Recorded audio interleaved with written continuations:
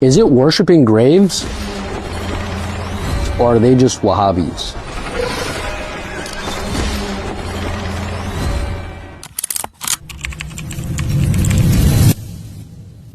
One of the areas that the Salafi argument is open to critique is the issue of Hayy Qadir bima yaqdiru alayh. The reason being is that if we cannot find these conditions directly in the Quran and the Sunnah, if they are a product of ijtihad, then you can't do takfir on an issue of ijtihad. This goes back to a very important Usuli principle, which is the fact that you cannot do ijtihad bitasalsul.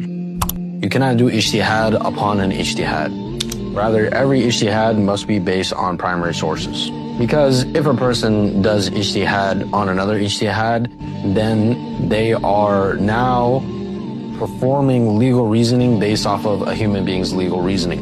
And at that point, you cannot claim to be following the Quran and the Sunnah. Rather, your evidence is human reasoning. And of course, this has a lot of ramifications. For example, the people that do tabdi' bitasalsul or takfir bitasalsul, the people that say that if you don't have a stance on this person being mubtadi', or if you don't call this person a kafir, then you are yourself kafir. Well, if your takfir is based off of ijtihad, then you can't takfir somebody else based off of that secondary ijtihad. And so, since this idea of Hayy Qadir bima yaqdiru alayh is not clearly in the text, it's an ijtihad.